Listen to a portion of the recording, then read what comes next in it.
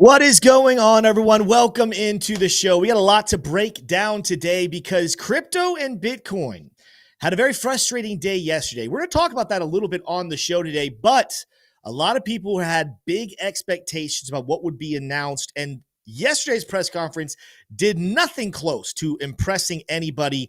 And it's something we have to start asking the question. Not is the bull market over necessarily, because we've talked about that in the past. The question, though, is the bull market paused? And just how long will we have to wait until we see new all-time highs again? And is it time to potentially sell off some of your crypto in preparation for that?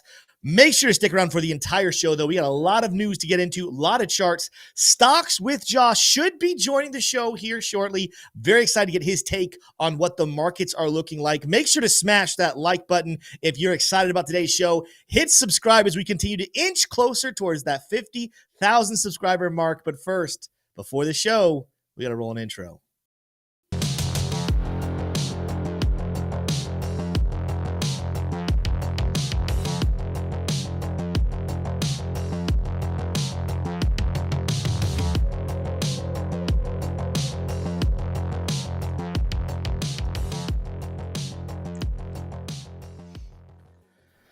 Welcome into the Investing Bros live show, everybody. We got a great one lined up for you today. Like I said, I'm texting with him right now. He's on my phone right here.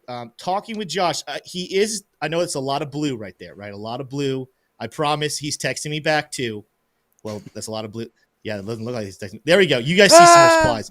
You see some replies. He should be joining. Cannot wait to get his take on the markets. Always love being on with Josh. By the way, I'll be on with him on his channel over at 4:30 p.m. Eastern Standard Time after this show is over. So got a double header going on with Stocks with Josh. If you're not following him, what are you doing? Go follow him right now. But before we talk with Josh, got to introduce these two great-looking gentlemen right beneath me. Got Smay down here in the bottom right. Smay, how are we feeling today? Oh, man, I'm doing better than I deserve. And That is not convincing. I just want to say, guys, I absolutely love the game of golf. It's the purest, most blessed game that humans have ever come up with, and I love it, and Wow. I can't wait to play it again. Wow. Big words. Well, you have to drive up here to Georgia, play with me and T Shroom. Speaking of Yes. T Shroom, that's my other man here on the bottom left. T Shroom, how we feeling today? Blessed and highly favored and better than I deserve, Tim. It's That's been good. a little bit of a whirlwind of a morning. We've been putting out some serious news over there on the Investing Bros X account.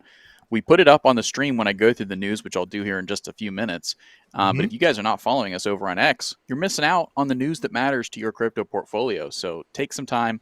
We have a link in the description of this video to our X account as well. Go find it in the description below.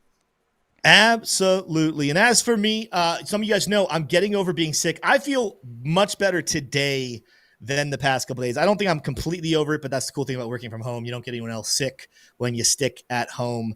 Right. I'm excited. I feel better. I feel more energized. I feel ready to go here today. Really quickly, and we always do a terrible job of doing this. I want to just give a special shout out to the sponsor of today's episode, and that is Blofin. If you are looking for an exchange to trade these markets, whether we hit new all-time highs in the next week or 10 weeks or 10 years, markets can always be traded, whether they're bullish, they're bearish, if they're sideways. Make sure you are signed up with our link down below in Blofin. You also might want to be a part of our trading group if you need help getting going, learning how to trade, getting suggestions for where to enter, when to exit. Highly recommend our VIP trading group as well. But go check out Blofin and start trading today. Link down below in the description. Before we get into the charts and talk about the news and everything, let's get that quick 1 minute rundown T Shroom told us about. What's the news we're going to be discussing on today's show today, T Shroom?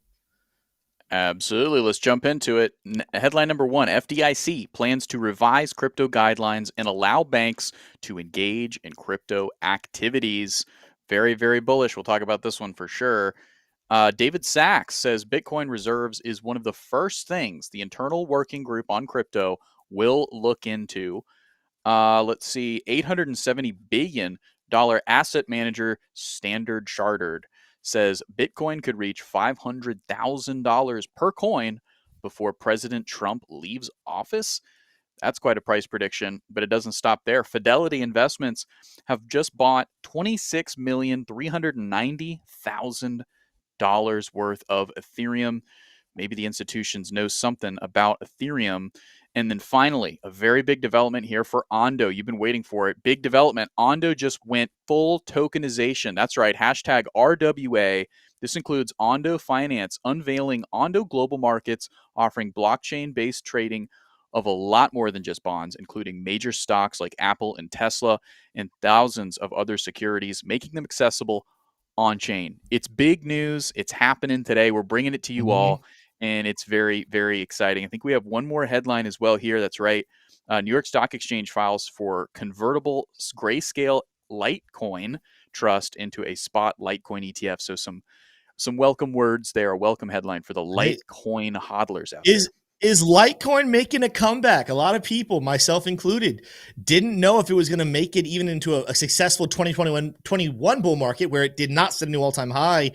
And I was skeptical, but I feel like every time I'm like, yeah, Litecoin's not going to do that well, you hear some new headline of adoption for one of the oldest cryptocurrencies out there. Litecoin refuses to give up. Smash a 1 in the chat if you hold Litecoin or if you've ever held Litecoin. I saw here John Connor commented, Shroom said, don't give any good news. It'll all dump. So when we get in the news headline, we're going to twist all these headlines as to why they're terrible for crypto. That way we can pump. Maybe the reverse psychology or the Jim Cramer effect would work. Just kidding. We're going to talk about the news as it is, but we got a lot of stuff to talk about here. Let's look at the bubbles. We did not look at them yesterday. And today you got a very mixed result going on with the bubbles. You got some big losers like JTO and Ray and Virtual. Sui taking a nice 6% dip here today. We'll take a look at the Sui chart probably later on in the show. Pengu is down. Ina's down. Please is down. But you do have some green. In fact, I actually think overwhelmingly there's more green than red. It's just those that are red are a lot larger, but Trump looks like the biggest gainer of the day, up 9.6%. And then there's some other sprinkles all throughout the rest of the space that are showing us some coins are bullish. But what this really is, though, it's a very neutral day. And it kind of gets us into the whole conversation that we're going to be questioning in the show. Is the bull market on pause? How long will it take before we actually see a brand new all-time highs again? We're going to dive into that, but let's start off by taking a look at some charts here on Bitcoin. Like we said, we had this massive dip over the weekend where we crashed back down to $91,000, roughly $200. Okay, a lot of people were freaking out, convinced that 70K Bitcoin was back on the table. We were going to drop below, but we bounced once again off a very strong support level that we've been bouncing on since way back in late November, right? Post the Donald Trump election, that support held up once again. And in the process of holding up, we talked about this on our show the last couple of days, we did something that is extremely bullish, massive volume wick, sizes we haven't seen in a while, compared with massive volume histogram, with candle wicks. This is a very classic bottoming out type of a pattern. This is exactly what we saw back here on this dip back in January on the 13th. This is what we saw over the summer. If you flash all the way back to August, when we thought that the Asian markets were crashing, once again, we saw massive volume come in with big lower wicks. These ended up being perfect bottom signals. So what I'm looking at right now, I'm not going to say the word impossible. I'm not going to say it cannot, but a very good bottom position candle does look like it came in here more recently on this crash. Even further, I think we're going to talk about that a little bit later today. Charles Hoskinson commented on this, talking about how this is one of the worst crashes crypto's ever gone through, and we're still in a state of setting higher highs and higher lows on the macro perspective. Let's do that. We always like to zoom out before we freak out. Remember, anyone who thinks that we're just in doomsday and Bitcoin is falling apart, take a look at the weekly chart, zoom out. Higher highs and higher lows very much still in effect here for the Bitcoin markets. But let's get into what's kind of happening right now. And then we're going to start to speculate on what the future should look like. Because after that big dip, we did start to bounce back. We started to rally back. In fact, a lot of the momentum came with the rumor and the excitement that we were going to have a press conference with a digital assets group, a new committee within the American government. They were going to have a huge announcement for us. This, of course, being yesterday when we live streamed. By the way, I think we're over 44,000 We had 44,000 people tune in for that live show. Massive numbers. Thank you so much if you guys were one of those people that signed in. But it ended up being a nothing burger, right? It ended up being kind of an announcement of, hey guys, we have a committee. And we're going to prioritize at the moment. The number one thing we're looking at is stablecoin regulation. They also mentioned Bitcoin a couple times. At the very end, the last question that was asked of them is what's going to happen with a Bitcoin national reserve? The answer might have disappointed some of you, but I'm going to tell you why I actually think the answer was really, really good. But it disappointed people because he pretty much said, we haven't made a decision just yet. That's going to be one of the first things this group looks at. Two thoughts here real quickly. Go off my screen, Smay, and I'm going to come back here in a second. Two reasons why this is actually very, very good. Number one, that means we were right. When we heard about the crypto stockpile last week and people were questioning, was that it? Or is stockpile just another word for Bitcoin reserve? That question and that answer confirmed stockpiles and reserves are two very different things. That's a good sign. He also said it was going to be the number one thing that they're going to be looking at as this group is formed.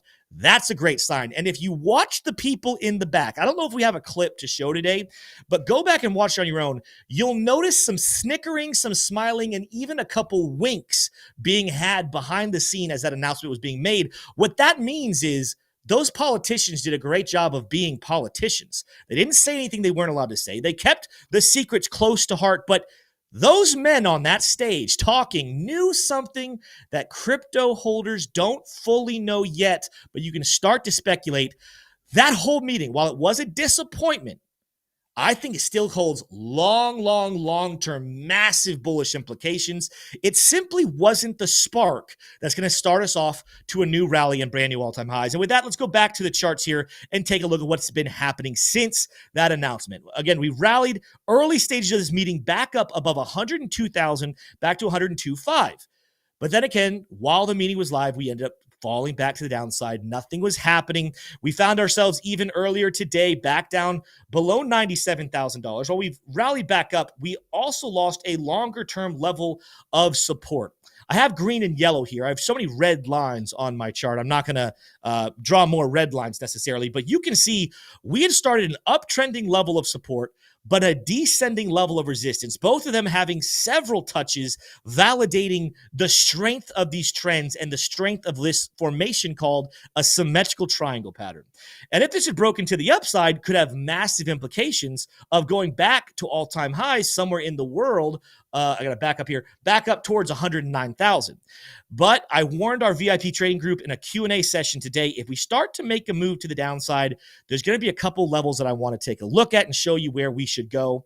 And even though we're making a small bounce right here, we did see increased volume come on a confirmed breakout.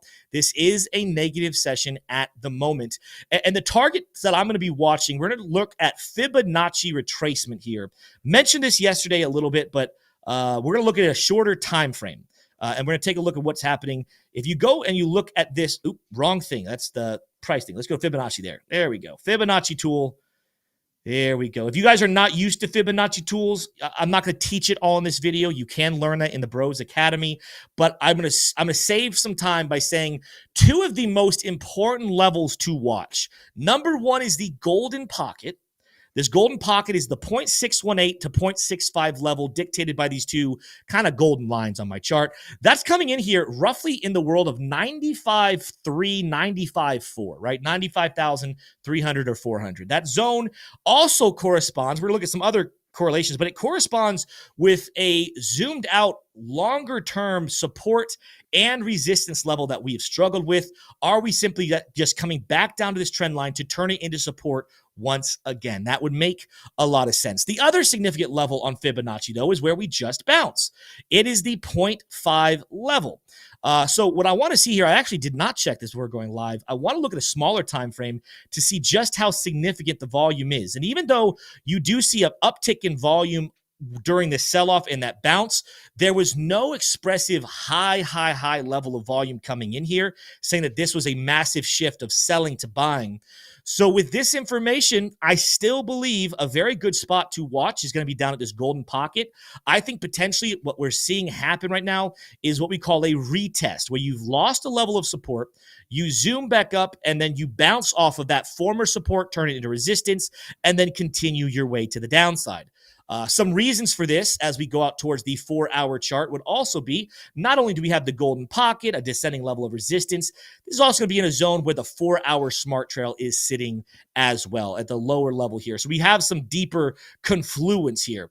As well as, if we not just look at the smart trail, you also want to take a look at where liquidity is sitting. And you can see here, we have long liquidations on several time frames. You can see them here on the 4-hour chart, really thin levels. We have a pile that kind of comes all the way down to 95.3 before it stops. Let's look at a little more zoomed in area. Let's go to the 15-minute chart so we can really see some closer stuff here. You're going to see a massive amount of liquidations piling up here with brighter colors. There we go. You really don't get any bright yellow until you hit this range of 95.470. Remember, we talked about 95.3, 95.4. Well, we have support in so many areas. We also have a high level of long liquidations coming at that range without any type of massive news spark to spark the bull market right now. What I mean by that is we need something bullish now. We're going to cover some stories here today that still tell us the bull market's happening, still tell us be prepared because long-term the markets are going up, but nothing is exciting or sexy about anything happening right now. So this makes it super simple for traders who are experienced to target retail liquidation levels. And that's what you're seeing here with this bright yellow spot around 95.5. Lots of people are trading. Lots of people are longing right now. And they've put their liquidation points right here at the support level around 95.4. That's going to be the target that a lot of experienced traders take a look at. By the way, I should have mentioned as well, we talked about the smart trail at this range, but the other reason why is because the 4-hour chart does still have a sell signal under effect with the red reversal indicator from Luxalgo, bearish momentum, and we're still building negative money flow right now. Until this turns positive, that lower level, that golden pocket area around 95.4 remains a probably higher probability than likely we come back down to that level. And that's going to transition me into my longer conversation here. I mentioned there's no spark. There's no thing right now causing us to rally. In fact, just take a look at how this whole thing has progressed more recently.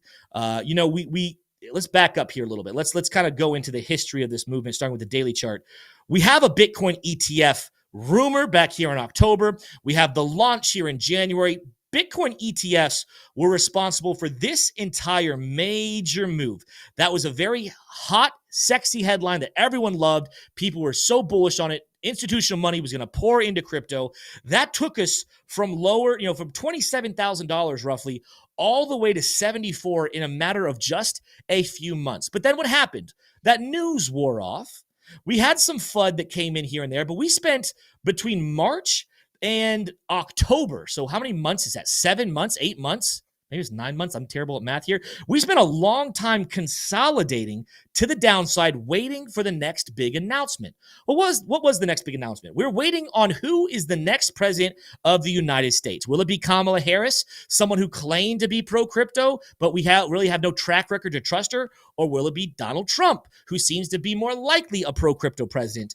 We really didn't start moving bullishly again until the more certainty came in that Donald Trump would in fact be president. And you notice the breakout that ended up sending us to the upside starts here around November 5th, November 6th, when Trump was elected president. We would shoot here from 67,000 all the way up above 100,000, that number that Bitcoin holders have been waiting on for years, all the way up towards $108,000. But then we paused. We said, okay, Trump's going to be president here, but let's see what actually happens during his inauguration. Is he going to do everything that we think he's going to do? And by that, what I mean is, do we potentially see first couple of days look like that he's going to go pro-crypto? He's going to do all of his crypto promises immediately. And the answer ended up being a flat-out no. You can see here we rallied. Look where the peak of this rally is, where we set a brand new all-time high barely and then started to recoil. It's right there on January 20th, the day that Trump was inaugurated into office. Well, the reason we've been falling since then is because he, for the first couple of days, didn't even really mention crypto. All right. So we had a pullback from 109 back here to 98. Then all of a sudden we hear rumors. Guess what, guys? We're going to have a crypto announcement. The markets begin to rally again. We moved to the upside and we found out it really wasn't what we thought was going to happen. Then after hearing about tariffs, we end up crashing back to the downside, heading back down towards 90,000. Once again, I'm kind of giving you guys a story of the news. The overall arcing thing is every major news has come with the next major bullish level of Bitcoin or crypto information. And right now, I think people need to prepare themselves. I wish we were at all-time highs, but actually a little bit part of me wishes we weren't. I'm actually very grateful to not be heading to all-time highs because this gives me more time to accumulate. But we're in a market right now driven heavily by institutional adoption, heavily by institutional money. You can complain about that or you can understand it and make money off of it. But either way, this market is not going to pump again until institutions are good and ready. And what they're waiting for is certainty, surety, that we will have classic regulation. I mean, stablecoin regulation is going to be very good, very effective. Stablecoin problems were one of the biggest factors of the 2022 bear market. We have to get regulation for stablecoins. But I think what people are going to want to see, they're going to want to see a Bitcoin reserve. That'll make people feel even more bullish about the long-term effects of Bitcoin. They're going to want to see what will altcoin regulation look like. Will we potentially eliminate capital gains taxes on crypto? That announcement, ladies and gentlemen, if they eliminate capital gains taxes on all American-based cryptos, watch all those coins shoot through the roof, because why would I own stocks or foreign cryptos or these other assets that any money I make, I'm going to have to pay hefty amounts of profits on when I can hold Bitcoin and Cardano and Chainlink and ONDO and not have to pay any of those gains back to the government? That would be a catalyst that would shoot us to the upside. But for now, we are in a trading range. And I know I have a lot of falling lines right here, but let's take a look at another Bitcoin chart. We're really just in a sideways channel right now. Let's change these colors from yellow. Let's get this to being green. Let's make this one red. As a whole, though, what we're seeing is we are back in the world of sideways trading action until the next bullish announcement hits. Do I think we're going to lose 90,000? No, I don't. I think we have now solidified if we ever make our ways back down towards 90,000, that's where whales and institutions want to buy. If we ever make our way back up here into the higher 100,000, 107,000, 108,000, that's probably where they're going to want to sell off until there's the next layer of news. Again, you can fuss at this, or you can take advantage of it. And one of the things I want you to take advantage of as a trading group, again, Blofin is sponsoring this episode today. Go trade on Blofin and use the Luxago signals that if you take a look at our buy signals during these consolidation phases, for example, the 8-9 months of summer consolidation, every single sell signal was a perfect sell signal. Every single buy signal was a perfect bottom buy signal. The same thing is happening right now as we are consolidating. Every time we are getting a strong sell signal, we're hitting a top position, both here on December 18th and right here on January 20th. Perfect sell signals. But at the same time, when we're getting these buy signals coming in, these are the signs that the market wants to pump back up. This is consolidation. This is a trading zone. And if you trade it correctly, can make you a lot of money, even if we don't see all-time highs for the next couple of months. There's a lot there we covered on Bitcoin. We're going to go into other altcoins as well. We got some news. Still not hearing back from Josh yet, so I do hope he joins us sometime. But if not, catch me on his show here later on today. With that said, though, I do want to take a break. Get you guys to go ahead and smash that like button. We got 1,200 people over here in YouTube right now. We got 200 people on X. Wherever you are watching, smash that like.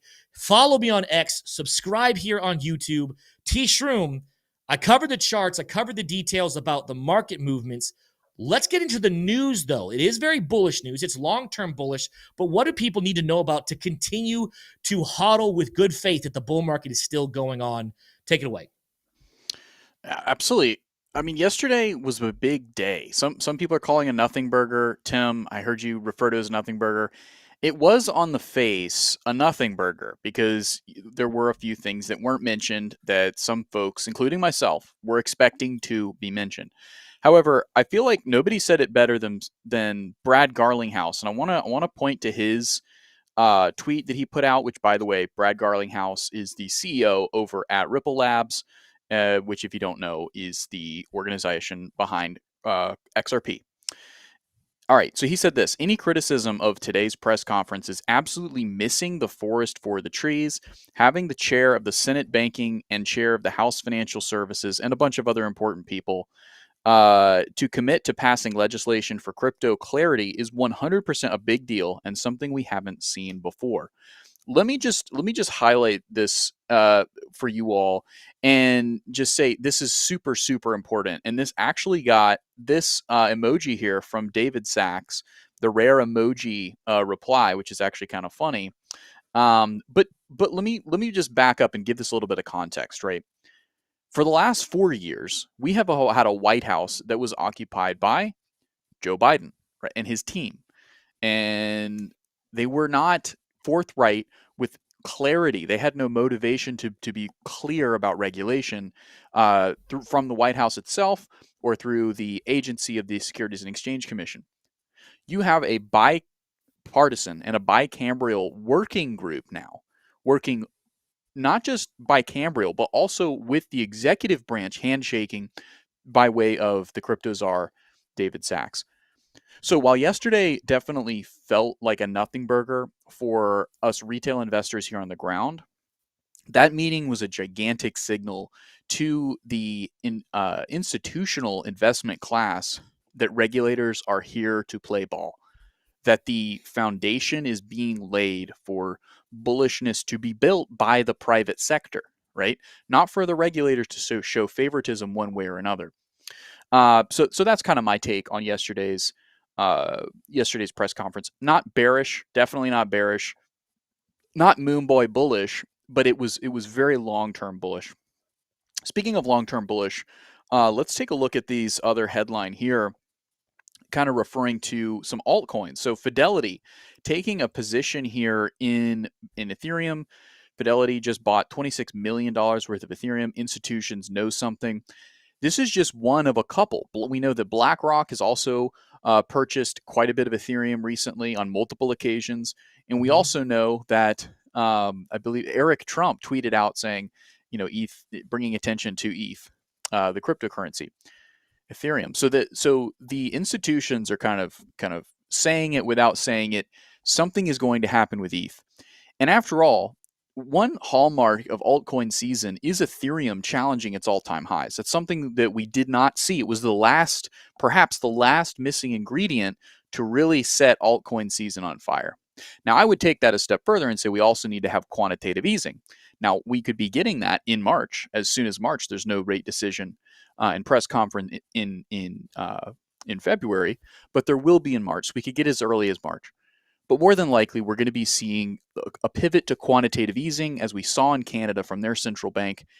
And that has been an essential ingredient in a multi-week euphoric altcoin season that you've experienced in the past, or someone who's experienced it, and that's why you're here, to get those multi-digit X gains in altcoins.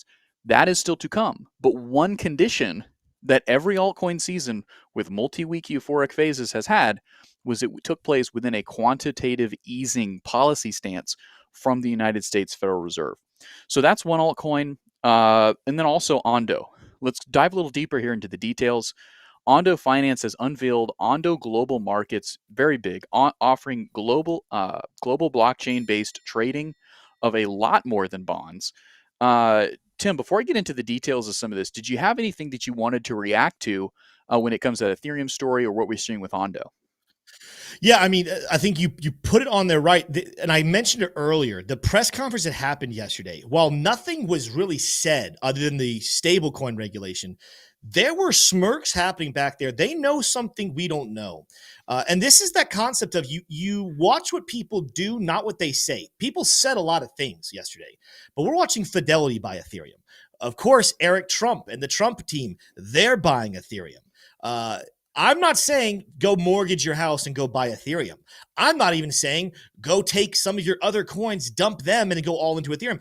What I'm saying is this is the reason the other day I told you the chart on Ethereum isn't the most beautiful one you've ever seen, but I'm not ready to give up on it yet. And if something comes out in the next couple of days or weeks that takes a lot of people by surprise. You don't want to be the guy that dumped all your ETH bags right before a massive breakthrough. It is still the second largest coin. It still has a lot of adopters in it. And something I think people need to remember about this entire bull market, this is the bull market of institutional adoption.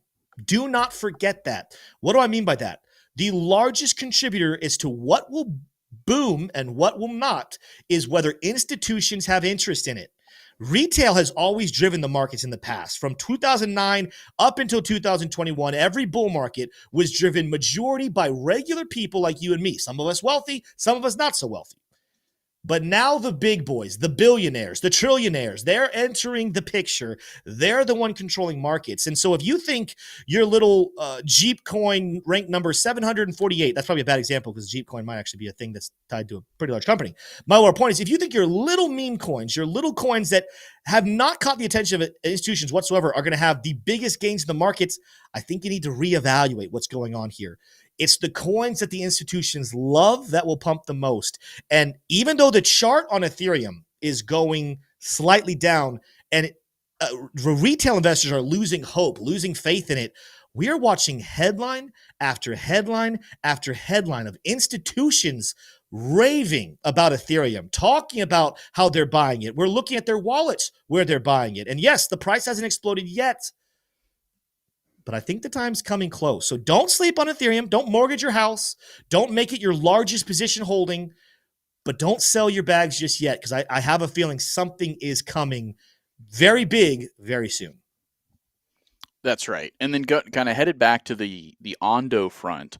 ONDO's coming out with a new product, right? If you're watching from another country, actually a lot of folks view the Investing Bros live and after the live show from other countries. We know that because we can see the analytics on the back end of YouTube.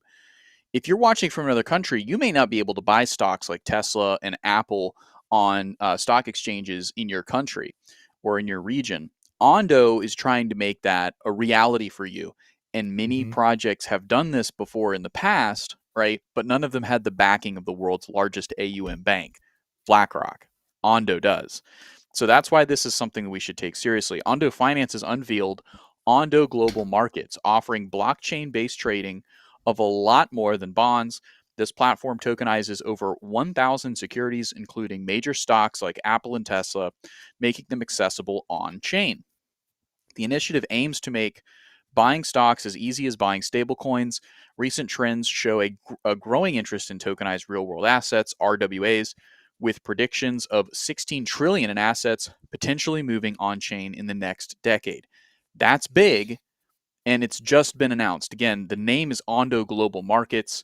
This can be there's really, 16 trillion, that's a big number. I think that's very, very attainable. I think that may even be shooting somewhat low. Tim, how big is this for ONDO, and why aren't we seeing ONDO immediately triple, quadruple in value overnight?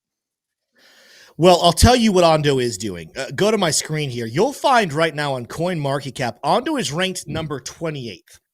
If we had looked at this chart 1 week ago, it was ranked, I think, 33rd. If you looked at this chart 1 month ago, it was ranked like number 60 something. This is a coin we have told you guys can be a fringe top 10 coin. I think it might be in the conversation top 10. Maybe top 15 is the better place to put it, but we still got a long way to go. But when you say it hasn't tripled overnight, it's hard to triple overnight. Let's be real here. It's hard to triple overnight, but it is absolutely passing. I don't think any coin has moved higher in rankings more so than ONDO right here. It's in a very bullish formation over on the charts, a long-term, very slanted yet still bullish inverse head and shoulders pattern with a left shoulder, a big head, and we're still forming a right shoulder at the moment.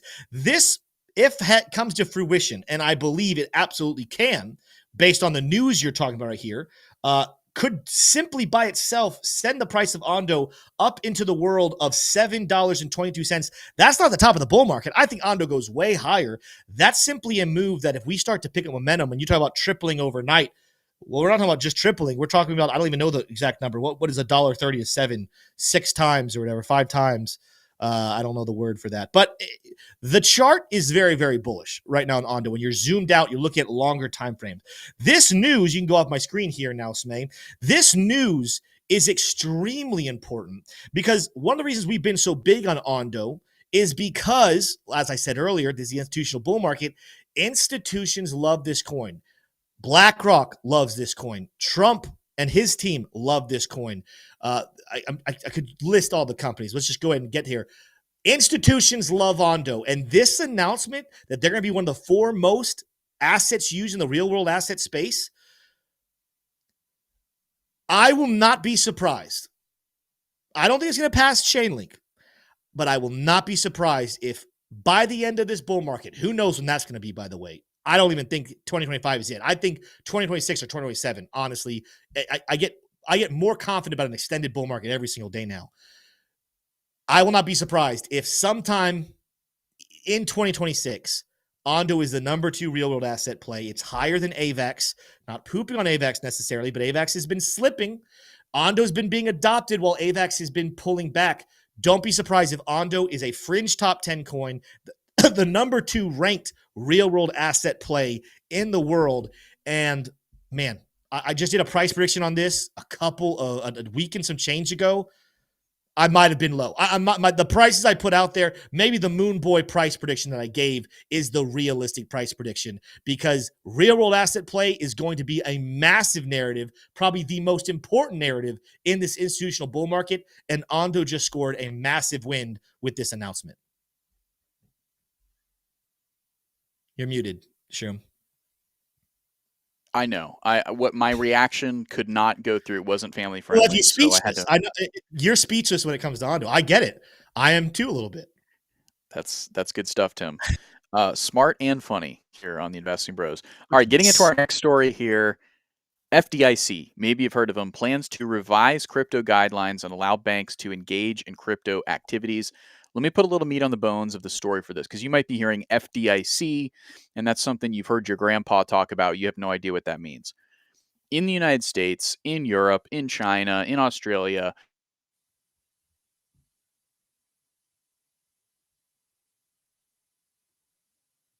opening out to other people. With that type of activity comes risk. And when there's risk, insurance is the answer. Risk is the problem. Insurance is the answer for a lot of big banks. And so what the FDIC is, it's federally insured insurance. It's federally backed insurance. And so the FDIC has a lot of sway. If you're someone who's totaled 8 cars, or if you're someone who's set your house on fire, you're not going to have any luck getting insurance for your house or getting insurance for your car because you have a terrible track record. In the same way, the FDIC is not going to issue you insurance for your bank or for your clients' accounts if you have been a terrible money manager, like, for example, Sam Bankman-Fried, right? So you're not going to be able to get FDIC. FDIC, though, spokespeople today have said that they've met with investment bankers on the subject of crypto, and this is really the key word here: allow banks. Allow banks, and then the other word in the sentence, crypto activities. That's all you need to know. Again, just like yesterday, this isn't a headline saying Dogecoin to the moon, Bitcoin to the moon, ONDO to the moon. What this is saying is the work is being steadily put in to lay the foundation for an extremely euphoric bull market in altcoins and Bitcoin. The FDIC getting on board with banks being able to take fees and make money and be profitable in the crypto industry is very difficult to overstate how bullish it is. If you're watching and you don't understand how bullish it is, it's okay. Welcome to crypto. Welcome to investing. The FDIC is really taking a big step here, and they're probably taking a bit of signal from the incoming Trump administration. Tim, what are your thoughts on this one? How bullish is this? And just how far could this potentially send asset prices? Yeah, I think this is the first layer to the bigger story coming later, because I think you said the right word here. Right word is allow. They're allowing banks to custody crypto. And I think some banks will take advantage of that. I think some banks absolutely wanted to be on that playing field last bull market. And of course, they were not allowed to under the last administration. But not every bank's going to be comfortable just yet. And the reason why is because of the word regulation. And again, people didn't love yesterday's press conference, But the fact that regulation was discussion, starting with stablecoins, which they're gonna big win to crypto, but wait until later on. I don't know if it happens in quarter 1, quarter 2, end of 2025, but when they create clear regulatory clarity for how people and banks and institutions can operate investing in cryptocurrencies like ONDO, like Chainlink, like Cardano, like others, then banks will feel a lot more comfortable custodying it. Because when there's no rules, that's awesome for people like you and me. When there's no rules, it's the Wild West. But banks these days don't want to operate in the Wild West. They like security. They like knowing what they're allowed to do and not allowed to do. They want to know what they have to pay fines for and what they don't have to pay fines for. You got to create the rules so the banks can play the game. At the moment, there are no rules. So this is a great first step. And I think some banks might take that leap of faith, that step, and get into this. But don't be surprised if this isn't an immediate bullish movement, because we need the second half. Right now they're allowed, but the second half is they're encouraged, and they're encouraged based off of what regulation looks like. So just like everything else we're seeing right now, great long-term stuff. Short-term, really not sure what to do with it just yet. Absolutely. And look, there's a lot more headlines today. MicroStrategies, it looks like they've changed their name to Strategy, which is pretty cool. It was Michael Saylor's birthday yesterday. There he is down in the bottom left-hand corner, but there it is. That's the new logo for MicroStrategy. And also, they have their earnings today at the closing bell. Usually, there'll be some minutes after the actual numbers come out, but this will be an interesting one. Your boy has a decent amount of exposure to MicroStrategy. I've got the stock. I've got the double leverage ETFs for MicroStrategy, so I have a lot to gain today at earnings. That doesn't stop there, though. I mean, there's other news, but yeah, I think, Tim, maybe what we could do is just kind of see what tickers maybe folks want some technical analysis done on, but bullish, very bullish. Is it all sizzling bullish and sending prices higher? No, right? Does that mean that we're topping out? I don't think so. Not by historic measures. I don't think so. But what does it mean? It means that prices right now are lower than they will be, right? So I think that the best way to think about this is, yes, right now there is no catalyst and no reason for cryptos to go to brand new all-time highs. I'm not saying we can't start making moves back up there. I'm not saying we can't turn bullish in the next couple of days, next couple of weeks. What I'm saying is there's no real reason. But there's also no reason to crash down lower. I know some people are going to say, oh, we're still overexposed, we're still overextended. That's just not true. We actually have recently made a lot of moves confirming that we've gone as low as really can go. At the moment, we're ranging until the next big piece of information. If a black swan event ends up coming out that nobody's ready for, yes, absolutely. We could plummet to lows very quickly and then rebound, and the bull market would continue. But at the same time, we could get a very good piece of information. I wouldn't. What did we call it? What did we decide the community wanted to call it? A golden platypus. We made the term up for the opposite of a black swan, a golden platypus event where no one saw the. Can we just the community voted, Shroom, and we decided golden platypus. So okay. I'm gonna need you to stick with us on this. It wasn't our decision. We are democratic here. You guys voted on it. You said golden platypus is what we're going to call the opposites of black swan, where a really good piece of information comes out that nobody was prepared for, right? That's going to send us to the upside. I don't think there's a lot of information out there that could come out that we're not prepared for. Again, if they announce tomorrow no taxes on crypto, he campaigned on that during the election trail. If he announces a national reserve, he campaigned on that during the thing. I don't think a lot of good news would surprise us like, oh, didn't see that coming. It's just about when will that information actually come out at this time. But with that said, let's take a look at some just real quick before you get into that. I mean, I think that I talked about it briefly earlier. I do think that the next big catalyst, if you go to my screen, is this. Right, it's the March decision from the FOMC. Right, this is the opportunity for them to say we're cutting rates. Right, we're going to continue to cut rates, and by the way, we are ruling out hiking rates, aka inflation is defeated and quantitative tightening is over. Long live the king, quantitative easing. Right, currently, Polymarket is pricing in that is not going to happen in March. Right. So the next decision would be in May. Polymarket is currently less sure that there will be a pause in May. But in my opinion, that is the next big catalyst that we know about. Tim is totally right. A golden platypus could be around the corner, right? But I would make the argument that there's been some very explosive bullish headlines that just haven't gotten a bid. So I think big money and whales, crypto native whales, guys who really just trade crypto, they are waiting with some pretty significant dry powder on the sidelines, waiting for what? I think they're waiting for QE. That's my opinion. But I also do think that QE is really the start line for that multi-week euphoric phase for altcoins. Let's read some chat here as we get into some coins that people want to see. One here, Istophobic, said Tim gave a dot 100 or close to prediction. Update needed. Istophobic, yeah, great question. I was actually thinking about this last night. I didn't mention it the other day in the coins that were disappointing me. DOT is absolutely a disappointment. Let's go take a look at my chart here. I want to show you what I mean by disappointment and let you know, yeah, I don't know if I'm going to make an updated video, but for everyone watching here, I am not as bullish on DOT as I am on other coins. One of the reasons why is because we got closer than other coins. But we up here, we got to $12 in March. We had the big retracement, just like everything else. You can't dock DOT for having a big pullback. What was this pullback size exactly? It pulled back roughly 70%, almost 70%. That's okay. It happens in altcoin season.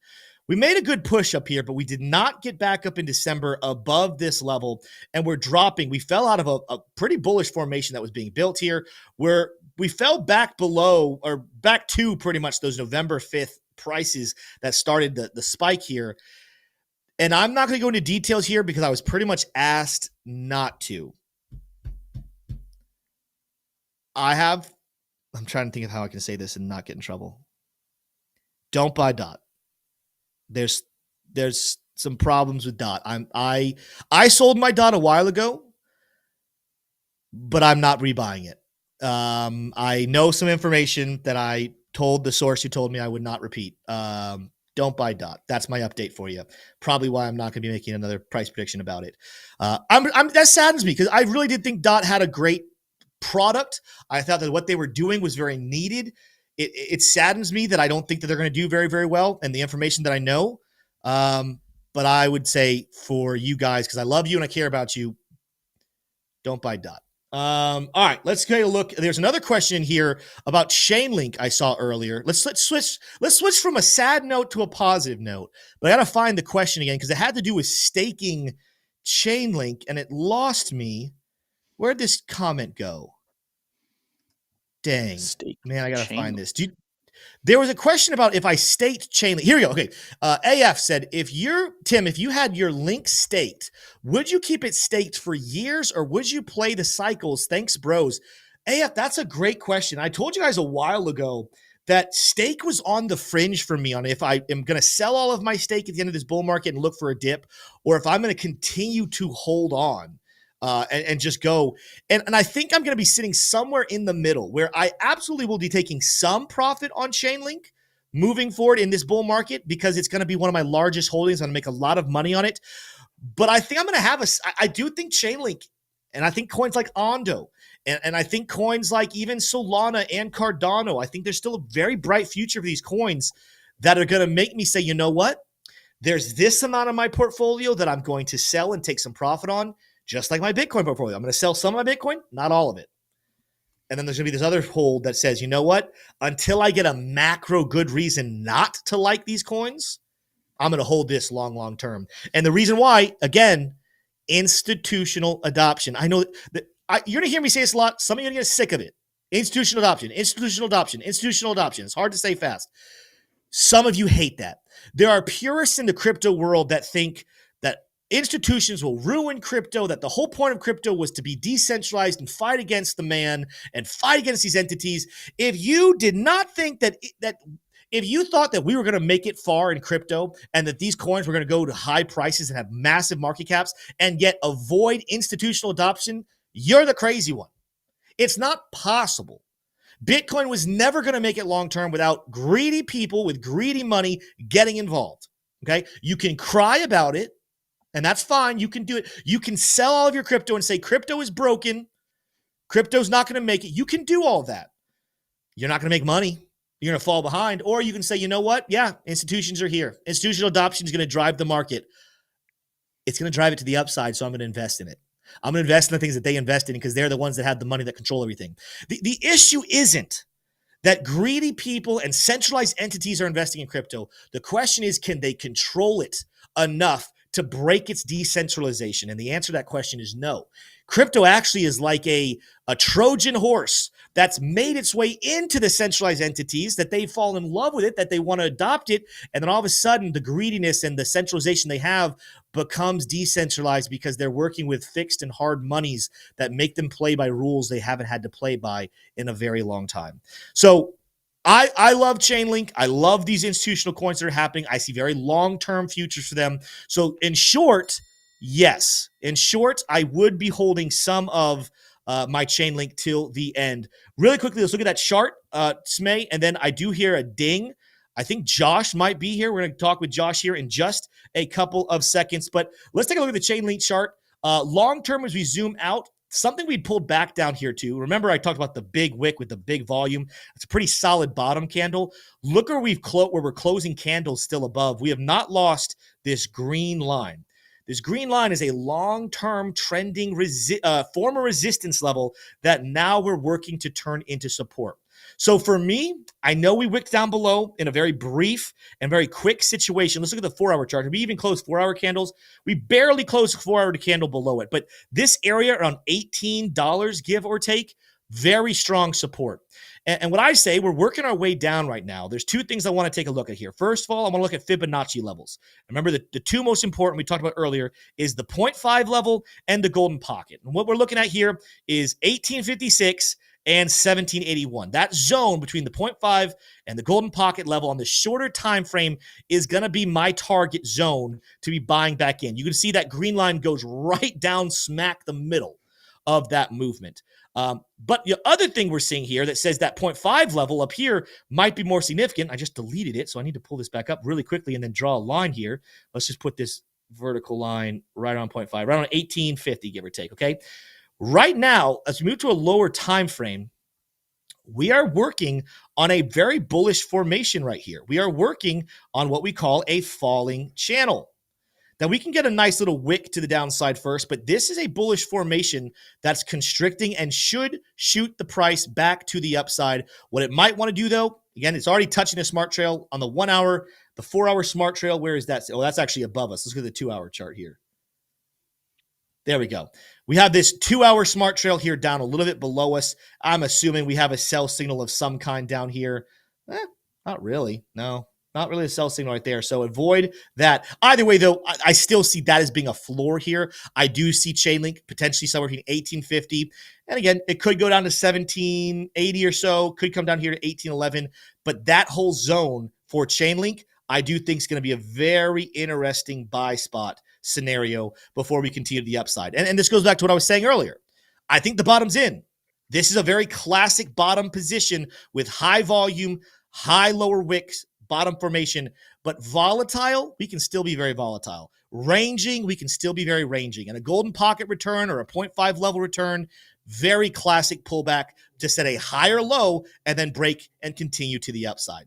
So that's some stuff about Chainlink right there. I do want to bring in our guest. Stocks with Josh has joined the channel. Let's go back to our split screen here, Smat. I don't know if you're still seeing it. There we go. Hey. What's going on, Josh? How are you doing? Good. Thank you for having me on. I've been enjoying the conversation in the background, just listening to you guys. Great information as always. I agree with you that Link appears to have a potentially bullish descending wedge. I wanted to get in and stir some dialogue over Bitcoin and something I said on my show the other day that got some, it always, when you start giving these technicals, it's very easy to strike fear in people, Yes. When you go to examine the bearish side, which you should spend some time doing, it's very easy to get people to freak out. Now, in a recent show, Tim, I covered the fact that Bitcoin has really a series of bad candles right now. And when you begin to look at the monthly candles, that's where I'm seeing them as being bad. Now, if they can be canceled out, they absolutely can be canceled out. But let's just say for a moment they don't get canceled out. And how would we know if we are trending down and the top is behind us it's already been booked at 110K roughly. And I don't actually personally believe that. But how do we know where we're at in this particular moment? I remember in the last crypto cycle that the big topic was that we were still going to make a higher high even after we had gotten up to 64 and that 69K region. People were still saying in the last cycle we were going to get to 100K. And eventually it just kept bleeding and bleeding and bleeding until we got to a big capitulation moment. And everybody had to acknowledge that they had read the charts wrong and that they were it had already been behind us. The top had been behind us all along. Mm-hmm. So I don't know if I can share my chart. We didn't practice that, but can I share my chart? Yeah. You can see now. It went robotic. Yeah, it may not work. Stop sharing. Well, hold on. Let me see. If I stop sharing, is that like try it again? Are you sharing again? Yeah. No, it's not. Let me just to use. It doesn't like you sharing your screen. Yeah, you're gonna. You may even have to go back out and come back in because it. But here's what we do. I've done this before. Josh. Share my screen here, Smay, and what we'll. Oh, he leave. Oh, yeah, he just jumped off. He's gonna come back. If it doesn't work, we'll do. I used to do this a couple years ago. I did this because we had a glitch with it, and it's radio TA where we can show my screen, but he tells me what to do with it. But try to share your screen one more time. If it doesn't work, we'll do the. I like your idea. No, it's okay. I like your idea, Tim. If you're okay with it, just throw up the monthly candles, and I'll. And matter of fact, it'll enable me to see them. All right, so guys, and can we? And I don't want to make it too difficult for you, but can we go green and red? Traditional green and red. Yes, we just got to get into the settings here. And you guys ever wonder how we change these colors? You go into here, symbols. Oh, man, here we go. Green, red. Now, they're going to have blue outlines. So that's fine. That's fine. Leave them blue. Leave them blue. Let me go. No, we're going full green, red here. There we go. All right. Green and red. Okay, guys. So here's the problem that we've got. This is the issue that we had. First of all, we made a brand new high before the halving last time, and then we went through 5 months of consolidation. And, a lot of people, you couldn't argue that was the top. Nobody thought that was the top. But what it was, the initial push up all the way up to this brand new high of 72K roughly. What it was the largest momentum move that we've had yet.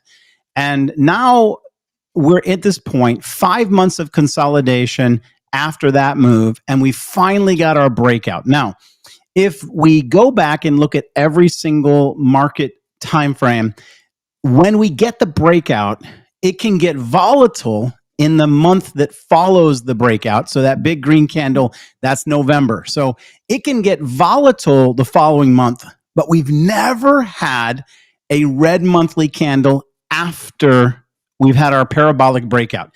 Now, right now, we're staring down the barrel of 2 red monthly candles. Now, let's just slowly examine the first red monthly candle, and that's basically a gravestone candle, right? So gravestone candles at the top of a move. Now, why do we know it's the top of the move? It's all-time high price. So we're definitely at the top of the move.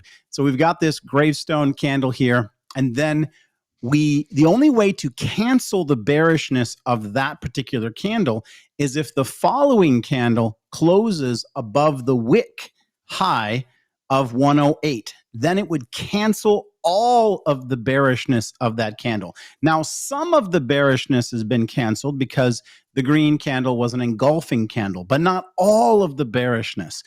The only way to have canceled 100% of the bearishness of that candle is if the January candle closed above 108. It didn't. So that set us up for another bearish month, which we're currently in so far. And this candle is even worse because it's a bearish Harambe candle. And this candle only cancels out its bearishness if it goes green. Now, technically, it doesn't need a lot. It doesn't need a lot of green, but it needs some green at the top. And that would still not take us out of the woods. It really wouldn't. We would have 2 major bearish candles at the top of the Bitcoin bull run. And so here's my concern.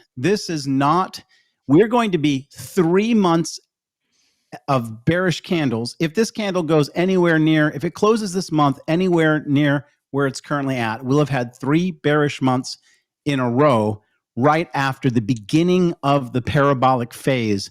Nothing like that's ever happened. Now, I've explained this on my show, Tim, as to say that it doesn't surprise me that there is more turbulence at the psychological level of 100K. Mm-hmm. So that doesn't surprise me. Okay. However, if this candle does not, this candle we're in right now, I really believe it's do or die. And traditionally, February has been a great buy the dip moment. Okay. Mm-hmm. But I would say that all of Bitcoin rests on this candle right now. I believe it's going to, and what it has to do is it has to turn green. If we get a poor, let's say we close right where we're at right now, that would just be a horrifically bad setup. And our time frame for completing the bull run is getting more narrow and more narrow. And I've said it on my show that the winter is coming in the summer of 2025, where I believe time will run out. And if we are vacillating between 80 and 95 as we get closer and closer to June, I think that you're going to have a lot of people telling you that Bitcoin is still going to get to 200K, still get to 150K. But I believe that the window and the characteristics would have been utterly and completely changed, and that the signals are telling us that it's struggling. There's a lot of, you got to remember, this thing was 15K. Whales didn't buy this yesterday. Retail might have gotten involved when it went above 100, but whales were buying this in heavy, heavy form at 50K. And so people take profit. And you know what? Everybody knows that the winter is coming and this thing will have a pivot low test. And that's when the whales will want to buy. What are your thoughts, Tim? Yeah. So first of all, great breakdown there. I do think it's something to continue to monitor. We tell people all the time, you can have your leaning, you can have your, hey, I think more often than not, this is the move that's going to happen. But you always, if you're a good investor, if you're a good trader, if you're good on the charts, you look at the situation to say, you know what?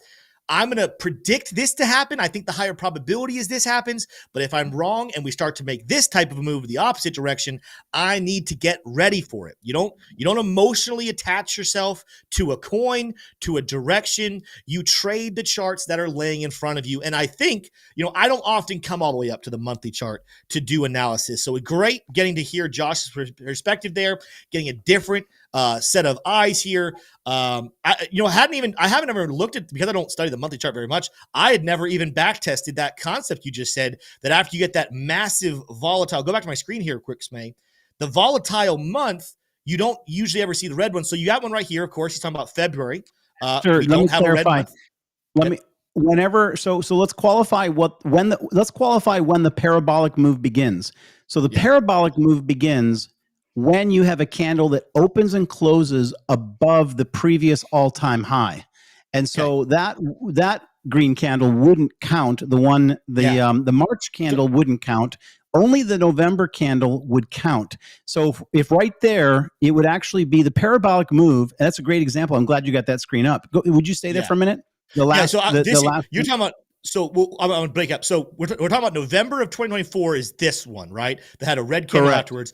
We go back to the last 4-year cycle. The last time we broke an all-time high, we're talking about December of 2020. That's this candle right here. And of course, the next candle in January, even though it has a higher wick, because that's when altcoin season started last time, it's still a green candle. So you're talking about that one. Yep.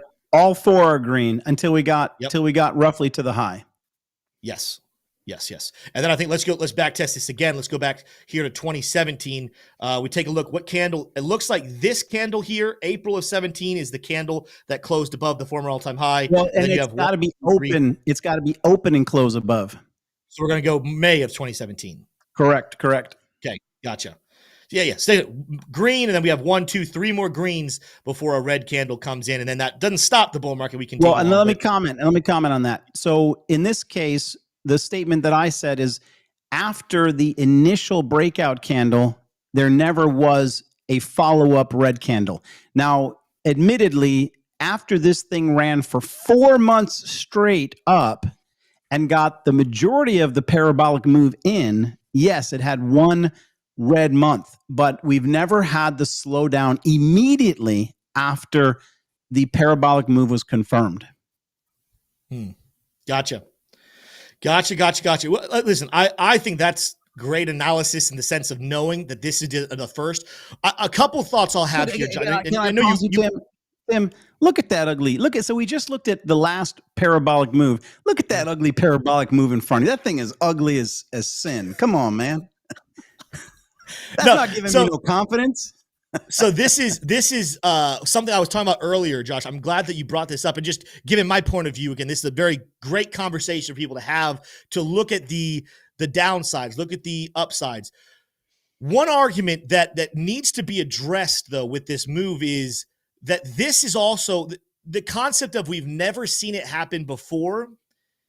There's a lot of things happening right now, both on the charts and in the news and how things are being treated, that we're seeing a lot of, well, this has never happened before.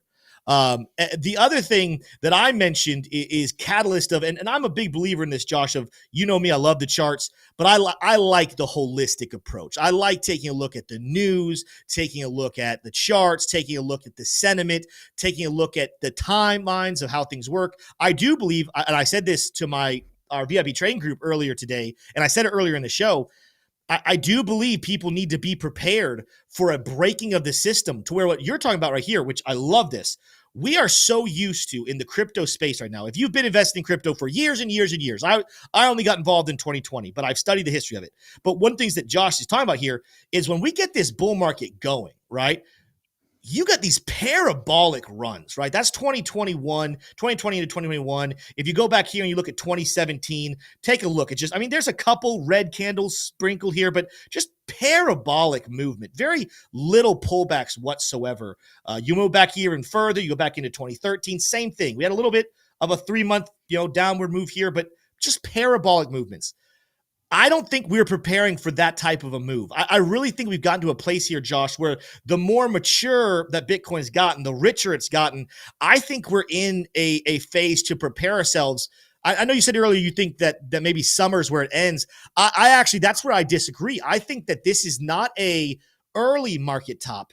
It's an extended market top, but we are going to lose the explosive movements. And the moves that I think are going to happen here are going to be institutional adoption, slowly but surely, but we get these small pumps and then we trade sideways. We kind of go into consolidation and we trade up and we go sideways. And we might have a couple where we go a little bit lower here. I'm not going to be able to predict right now what all of the big tops and bottoms are going to be, because we got to get there when we get there.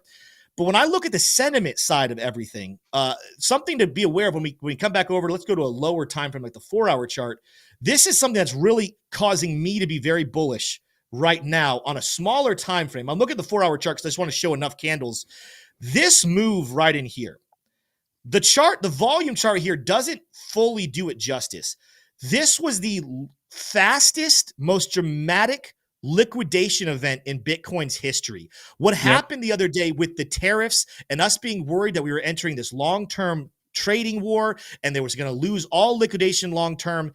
We've never seen Bitcoin plummet so far, so fast. This, we're including COVID. We're including the FTX crash. I mean, we're talking about events that destroyed the market temporarily. This is the worst one of all time, okay? And yet, I go back here and I take a look at where we went to. And for this, let me go to my other chart here because I had it nicely drawn here.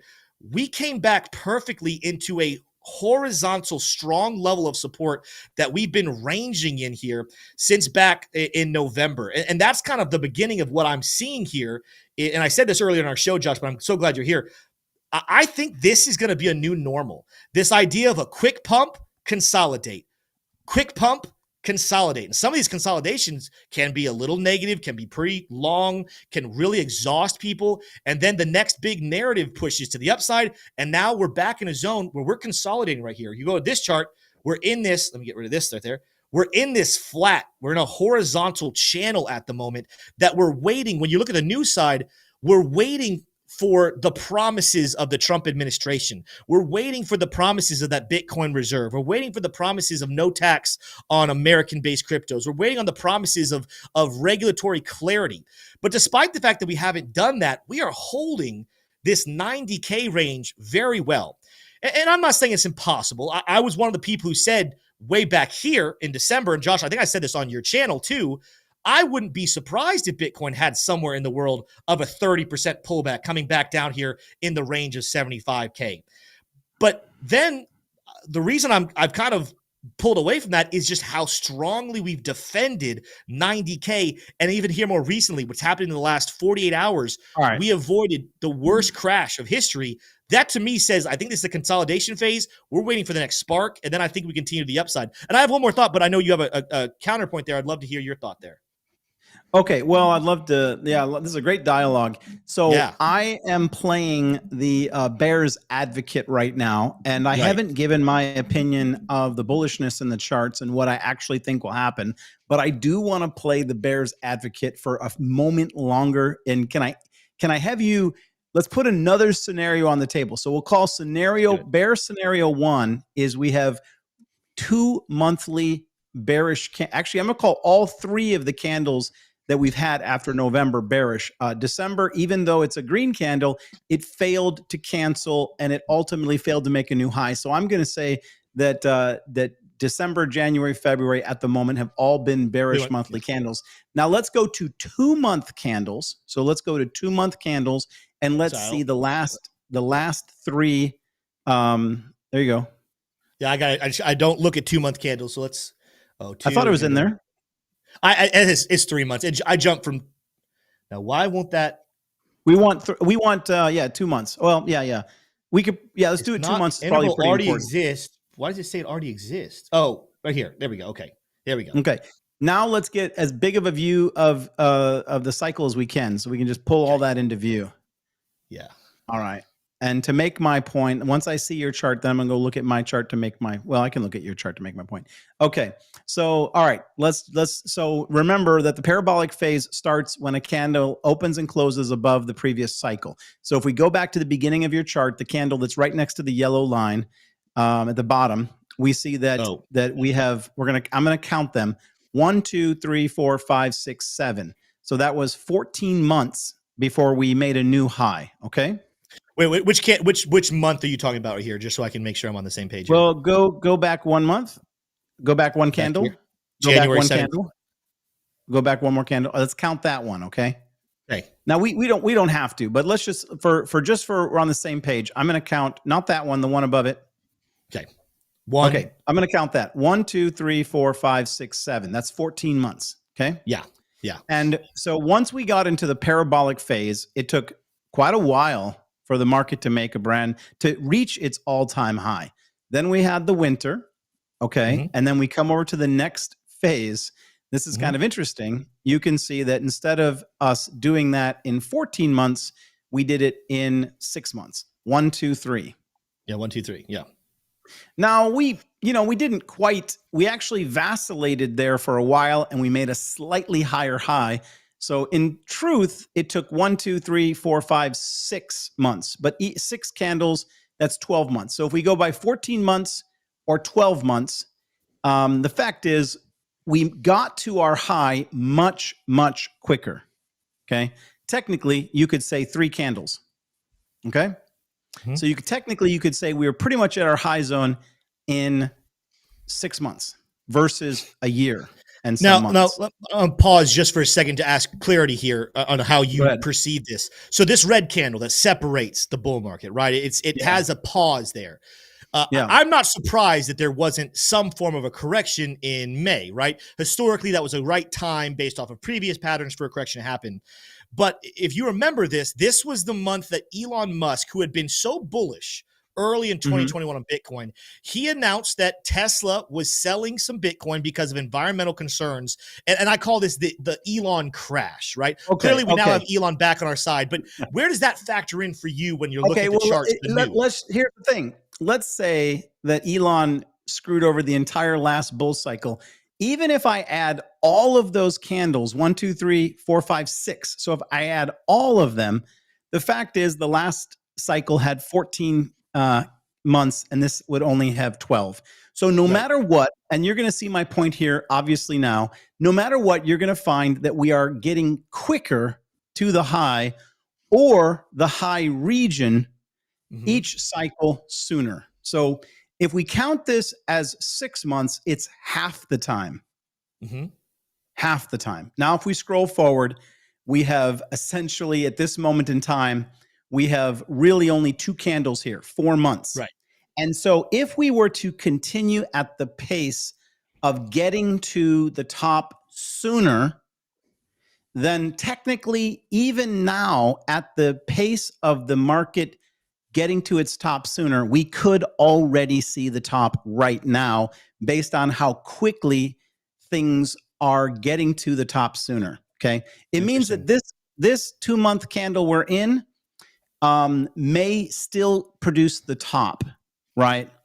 And I think really the question is, the last time we got to an all-time high like we did, it was 6 months before we reached our top. Now, we got to this all-time high in March. We consolidated for 5 months. We broke out in November. So Mhm. whether you go by March, you could actually technically say that the candle there right after March, April, May, you could technically say that May might actually count. You might actually technically be able to say that May counted. Okay. Right. But I'm just simply saying this. Each run, the top is coming quicker. The halving, an all-time high came in the halving. The top is coming quicker each cycle, not slower. The pattern is not it's stretching out and going slower, but it's coming exponentially faster. Now remember, I'm playing the bear. Okay. Yeah. Which, by the way, I want to pause. I love this conversation. If you guys are enjoying this, the views are still going up. We're usually past. We're going. I want to keep this going, Josh. We'll come on your show later as soon as you get done here. But if you guys are enjoying this, smash the like button. If you guys have not subscribed to our channel yet, subscribe. Love this conversation that we're having. Again, you have to prepare yourself. Whether you agree or disagree with anything that Josh or I are saying, hearing both sides of the coin is extremely valuable when you're investing. So you know how to manage your risk. You know how to prepare yourself for the best case scenario, the worst case scenario. So hopefully no one is listening to this and thinking this guy's smart and this guy's dumb and this is the right way and this is the wrong way. No, at the end of the day, nobody knows 100% what's happening next. We have to look at charts. We have to look at details to find out probabilities. And so having this conversation is fantastic to prepare you to invest wisely moving forward. But now I'll throw it back to Josh. We can continue on this thought.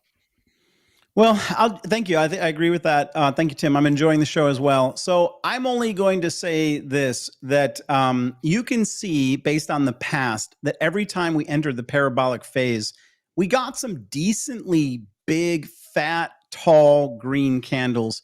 And this one has hit the brakes like never before. Like we've slowed down at this 100K mark like never before. And I'm concerned that if we lose this window that we're in, where the top technically could take place in the month of February, okay, it technically could, based on the cycle of momentum to the upside being shorter and shorter and shorter, technically the top could have been at 110. And we're going to be watching these monthly candles to tell us if it isn't. I mean, we shouldn't begin to break down from here. And that's why I said on my show that if we get a monthly candle that closes, it's so key. I don't mind a wick, but if it closes beneath 90K, I think it's the strongest evidence that we have that this is the top of the 2025 bull run, 110K. And I want to celebrate that for a minute. And people are just going to be pissed by me. Remember, I'm playing the bear. I want to celebrate the fact that we went from 15,000 to 110,000. But now let me play the bull real quick. Okay. I actually think we're going to hit 114 to 116. Now, this is not a, it's not a, I don't know what you call it, like a market cap prediction. It's not a sentiment of the macro prediction. It's more of a technical prediction. So I believe that it's very possible that we will stay above 90 and that even in this month, we can hit a high of 116. And that will have been we would have moved from 15,000 to 115,000. My exact range of market top, as far as what I can see right now, is between 114 and 116.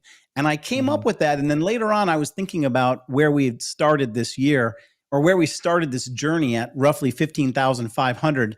And I thought, how ironic that my prediction on this market is that we'll get to 115,500, so close to we have added 100K to the value of Bitcoin. And I just, I do believe that we're going to run into limitations. We're going to run into macro events that slow us down. And the market's still moving higher. Let's talk about stocks for a brief second.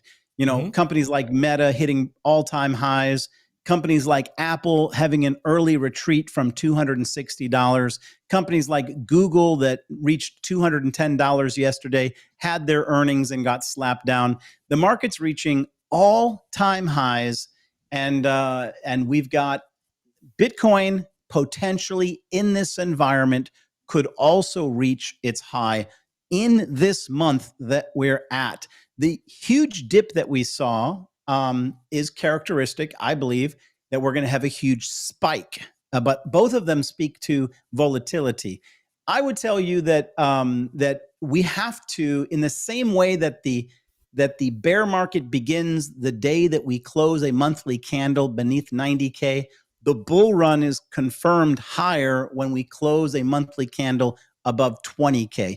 It's only when I see that do I believe that we're going to hit numbers like 150 and 170. So right now, my immediate target for Bitcoin is right under 116. And I want to celebrate with everybody that we had an incredible crypto bull run this cycle, moving from 15,500 to potentially 115,500. Now, when you say 115, 116, by the way, 115 is my next price level as well. If you come in here and you take a look, let's kind of zoom out. If you take a look at Fibonacci extension, this is going to be a very important Fibonacci extension level, as it is the 1.272 coming in around one. It's a little bit lower than 115. It's around 114, give or take, but rarely do we stop right on the levels. We usually go a little above, a little below. Always.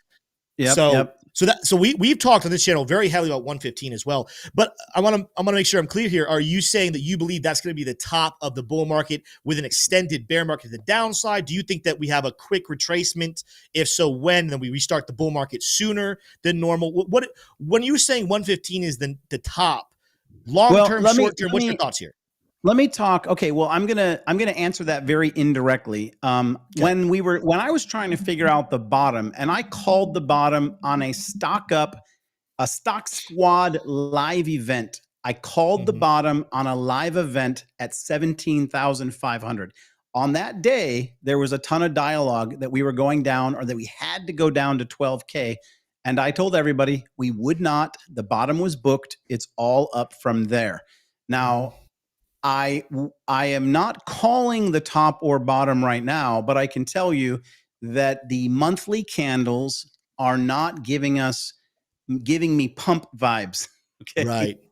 They're not giving me pump vibes. I think that just the way we wicked down real hard, I think the bulls are going to respond with a strong wick up. My concern is that it's going to be a wick and not a fat-bodied candle. If it closes above that 120 level, I think 120 is psychological as well. If we close a candle like that, it's going to come because Donald Trump said that he's going to be making Bitcoin a strategic reserve. He already missed the mark on that moment when he said that he was going to look at a basket of cryptos. But did you hear the press conference yesterday? Yes, they said that the crypto czar, appointed crypto czar, said they were going to look at Bitcoin as a reserve asset. I even did a breaking news event. So gotcha. I'm just acknowledging that if he did that and he favored Bitcoin, which it seems to me like his boys are piling in their Ethereum position right now. Who knows? Maybe he's going to put Bitcoin and Ethereum head to head and say, well, we're going to buy this much Bitcoin and the same amount of Ethereum every day. That might cause people to see Ethereum differently. I currently am favoring Ethereum right now. It hasn't really broken out. It hasn't reached all-time highs the way other cryptos have. I tried it once before. It was moving too slow. I got impatient, jumped into other alts. It was wise that I jumped into those other alts because they moved 2 or 3 times faster than Ethereum. Now I've got a fair amount of crypto money that's been sitting on the sidelines because I sold all my coins. I cleared all my bags in late November, and I went into a trading only mode. I announced that. People are still trying to understand because they'll hear me say I'm in an ONDO trade and they're like, hey, I thought you sold everything. I sold all of my bags. I sold everything in my wallets. I literally searched out old wallets and sold what was in there. Okay. Wallets, you know how that is, Tim. There's wallets that we don't get into every once in a while.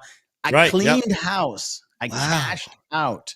Wow. And yeah, that proved to be very wise. There's nothing that I sold then at the end of November. Not a single crypto is higher today. It was a wise decision. So what would make you buy that back? Like, do you have a time horizon? Do you have price? I love your question. I love your question. Nothing. I've made my money. I made it. The number one mistake, remember, I was buying in the winter and I was on YouTube begging people back in 2022 to accumulate the coins that existed then. At that time, it was stuff like ADA and Matic, and back at under 20 cents, I was begging people to buy. I made my money. The number one mistake that you're going to hear in a year from now, the number one mistake you're going to hear from people is that they didn't take profits. They didn't sell soon enough. They thought that we were going higher and longer. And you're just not going to, you're going to only hear, and I'm not going to come out and be an ass about it. But the bottom line is you're going to have to hear from me that I sold at the top. Now, I'm swing trading and day trading, and I actually had the most profitable season of my life in taking highly speculative trades, leveraged trades, right? But all that money that I invested, now I haven't sold any Bitcoin. So I want everybody to be clear. The only thing I didn't sell was Bitcoin. All of my alts, everything I had, every wallet, every penny, every micro coin I tried to cash out, everything. Yeah. That's what I sold, okay? And it proved to be right. I don't think I'm going to put all that money back into this market. I don't. I think I'm going to leave it sit on the sideline. And when Bitcoin comes down to its winter low, I'm going to pile all that into Bitcoin, more than likely. I don't know. We'll see. Where do you see if Bitcoin did top out at 115, or it did top out here at 109? Let's say the top was in. Anyone listening to this is probably saying, okay, let's go down the route of winter's coming. Top is in, or top is close. What to you would be a good time horizon or a good price action for the end of that winter? Okay, that's why I shared everything I just shared, is because I wanted to talk about how did I identify the bottom so accurately. Okay. Yeah. It was 2 factors. I was looking very carefully at how long each winter lasted, and I'm going to do this off memory, so don't quote it as an exact science, but roughly the first winter, I believe, was 360 days. The next winter was 390 days. The previous winter, or before 2021, was 409 days, and we were at 411 to 420 days from the top. And then the FTX collapse occurred, and I just put the 2 and 2 together. I said, we're too far out for the bottom not to be booked. We'd have to believe that everything is broken, and I don't believe that. And we're not going to get a better event than the FTX collapse to mark the bottom. And I put those 2 and 2 together, and I went on YouTube and I said, guys, officially the bottom is in. Everything is up from here. Buy. And there's many people that followed me, Tim, and and that's the foundation of their trading accounts today. I was challenging people back then to put in $25 a week. $25 a week. And I said, you'll have enough to at least kickstart a nice fat trading a wallet by the time we get into 2024, 2025. So here's my thought. Now, in the same way that the winters were getting longer, I recently have identified that the hot parabolic summers were getting shorter. And so if I am right about that, I'm looking for, now just track with me. This winters are getting longer, summers are getting shorter. We're already within the zone in which the peak of the summer is at hand. All we're waiting on is one more parabolic pump to squeeze out the top, which likely is going to be Donald Trump's announcement of making Bitcoin a strategic reserve. We'll see a spike, and then smart people will be smart institutional investors will slowly sell into that till we bleed, till the retail is bled to death. So shorter summers, catalyst news event will likely mark the top in the same way that a longer winter with a catalyst news event marked the bottom. Now remember, I'm playing the bear right now. You are, yes. Yeah, I mean, very intriguing. Yeah, very transparently, like I don't think I agree with that timeline. I don't think those things happen. And we say, you know what, the whole thing is, I say my thought on my channel all the time, so I don't even need to give my thoughts necessarily. I loved hearing this, and I know you're also, like you said, you're saying this kind of like a, hey, I'm waving a bear flag in a bearish scenario. This is what happens. And other people listening to saying and hearing you, because I think some people probably heard you say, I sold it all, like I sold everything, and now I'm just trading. Some people are going to be like, Josh, how the heck do you do that? Why would you do that? That's so dumb. Because let's pretend we have a bullish scenario. Bitcoin goes over 200. Altcoins keep flying. We don't have this pullback early. The reason some people need to understand, and I loved what Josh said, and some of you might have missed it when he said, I'm not buying it back, was he said, I have my money. Like, I don't need to keep it invested in what's still considered high-risk assets. I made my money this bull market. I took my bag. I'm going to keep holding Bitcoin, and I'm going to keep trading the markets. Not everybody is in that boat where Josh is. Myself, I have not, in what I consider how much money I want to make this bull market, I didn't hit my targets. I haven't hit my levels. I want to continue to hold on. But no one could ever fuss at anybody who said, you know what? I made my money. I made the goals that I set out to make. I've become a multimillionaire with the pump that we've seen between November of 2022 and what we just saw happen in November, December of 2024. Nobody can be upset with somebody doing that. At the same time, I do think that some people wanting to stay in longer, I think there's a lot of reasons to stay in longer. I would not tell people to FUD out. And last thing I want to say here, we probably do need to wrap the show. Our producer, Smay, Josh, he has to run here shortly. He serves at Youth on Wednesday nights. That's why we normally go till 4, but love having this conversation with you. And I think you and I will continue this conversation more than likely on your show. But what I want to say, another thing that people need to be paying attention to is something Josh said I absolutely agree with. It's that at some point there's going to be a massive wick to the upside where retail gets obliterated. This is not just a crypto thing. Even though I'm not 100 years old, 200 years old, 300 years old, go back and study markets from 100 years ago, 200 years ago, 300 years ago. You don't have to have computers to trade. People have been trading for a very long time. And a tale as old as time is the wealthy, the elite, the ones who are patient will always find a way to screw over the poor, the ones that have desires to make money fast, the impatient. They will absolutely take advantage of them at any chance they can get. What we just saw the other day, back on February 2nd, was a great example of retail investors, the few of us that are still here, being overly confident and that being taken advantage of, and we got wiped out. All the way back down to 91,000. That's to the downside. What also happens, though, to the upside is they allow retail to pump. They get to buy up. And then you see this massive wick where you see high volume and high retail buying, and the institutions say, sell it. But they print articles. They tell everybody, oh, this is so bullish. The bullish just can't stop. We're nowhere close to over. And then boom. People get caught up top. They get trapped up top. They buy the top, and then they lose everything. This happens all the time. The reason why I don't think this happens. Yep. Sorry, Tim. I just wanted to see if I could add to that. First of all, I love I've been enjoying hearing you share your thoughts. You got a great view on it.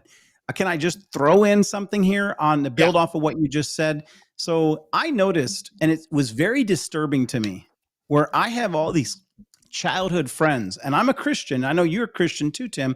Mhm. And I had all these pastors. I'm talking pastors from over the decades texting me saying, "Hey, I'd like to try to get in on some crypto and make some money." And I'm telling you, when your distant relatives and people that don't normally deal with money start trying to get in, that's a good signal that this thing is heated up to the point that it's bringing in people that are not normally in Wall Street, which means it's kind of late in the game. And I want to add one more thought regarding the top, which is the top now is different than the top we had in 2021. Let me quickly define the difference. We've been under raised interest rates above 5% that began in 2022 to 2023. I can't remember exactly when they began, but we've been under elevated rates, which has dried up money. We're seeing that with a decrease in, I think, liquidity in this crypto cycle. And back in 2021, when we made that muted all-time high, because that was a weaker move than the previous two cycles, and this is a weaker move now than last time, we actually had zero interest rates and we had massive liquidity going on. So the circumstances that got us the high in 2021 were way better than the circumstances are today. The elevated interest rates that we've been under for the last 2 years have significantly decreased liquidity. Back on top of it, you go into the fact that people are into credit card debts. People are going to begin to refinance because they were able to lock in a bunch of equity in their home when the rates were down after 2020. But their credit card debt, and so they've been in a good financial situation, but their credit card debts are so far out of control that it's now going to be advantageous for them to refinance, even though the rates are higher, because they've got to pay off some of those credit cards. They got to roll that into their house. Back in 2021, people were flush with money. All these trillions of dollars got put into the market to rescue the economy from COVID, and interest rates were at zero. People had money in their homes. They had balance. They had money on their credit cards still they could access. And that allowed things to run the way that they ran. Currently, we're not in that situation. We have significantly less liquidity. And every single day we live under these high rates, we have less and less and less liquidity, more credit card debt, and less places to turn.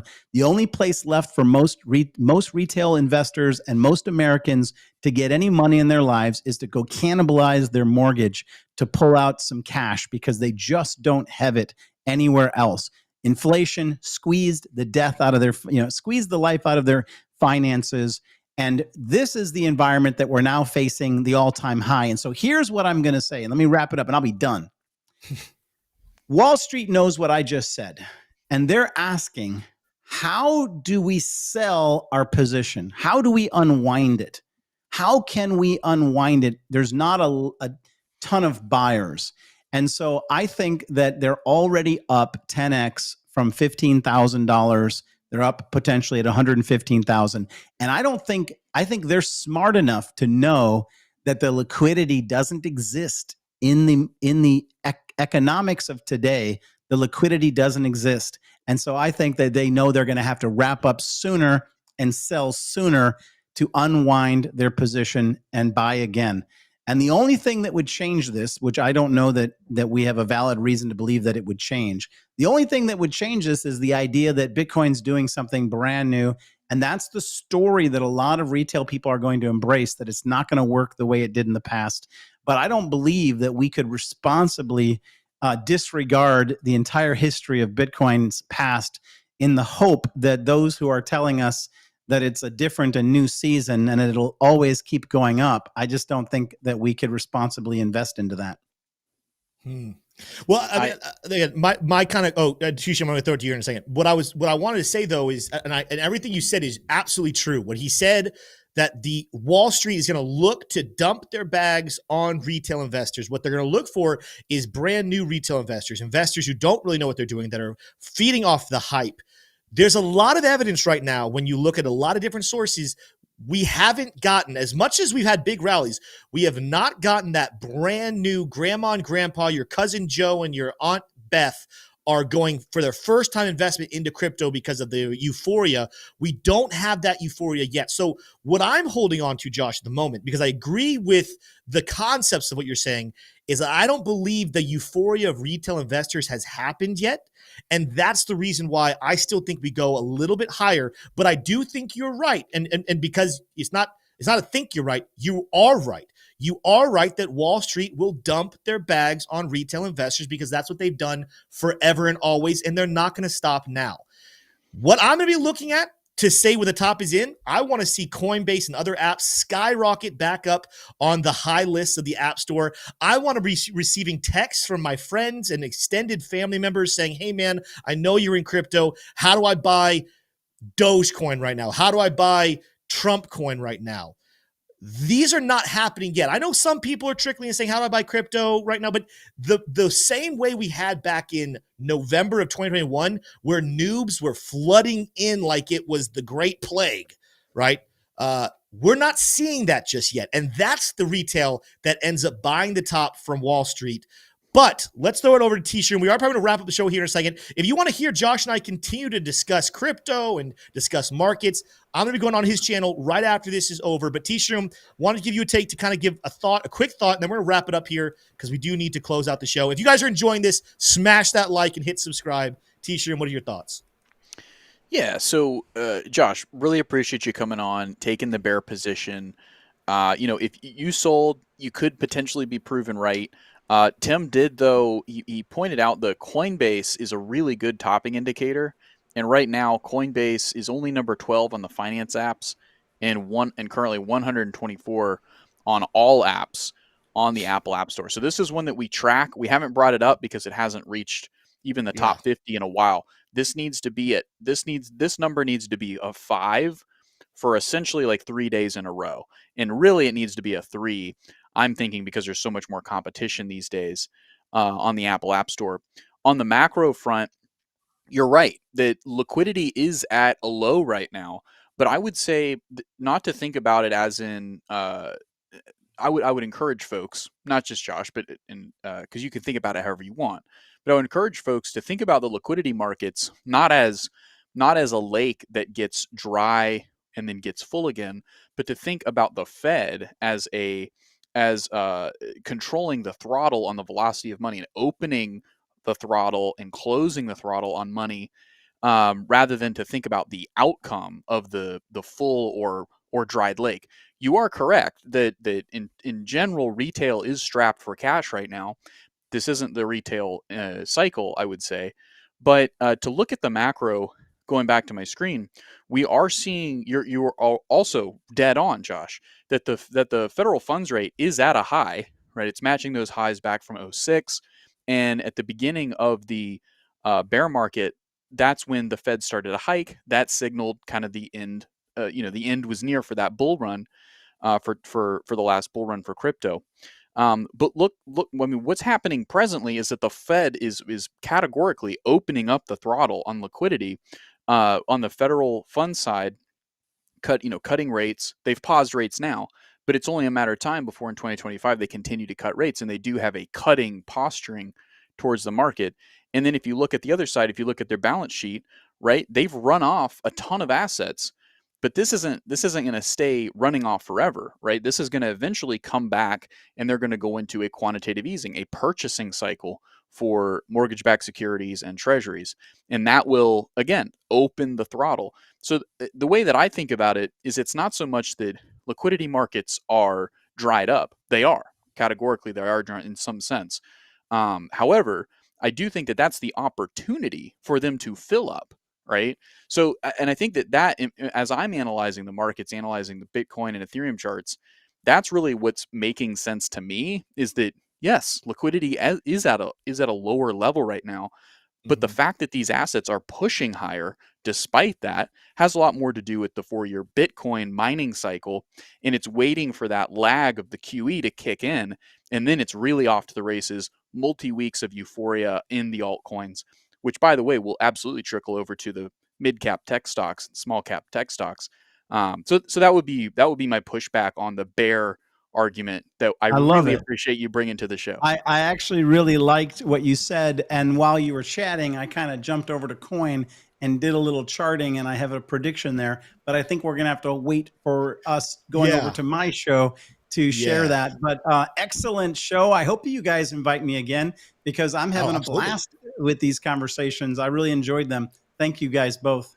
Gotta let the before we bear let you roar. go, Josh, before we let you go, because I don't think you got to do this the last time you were on, we always end the show with a factoid of the day, and today you get to play with us as well. Smay, go ahead and come on up. I don't know if we're set up for this yet. There we go. Okay, we're here. Oh my gosh, what a picture! We're here. All right. So thank you, Josh. This was such wonderful analysis. We love having you on. And I would like to invite you here to the Factoid of the Day, brought to you by Decrypted.tax. Yep, I said it right the third time. And without further ado, let's go ahead and dive on into it. Which surprising application of blockchain technology is being used to combat counterfeit goods in the fashion industry? And I know already. For the image, I had to show off Jaden Smith with his castle hat. It is innovative in the fashion industry.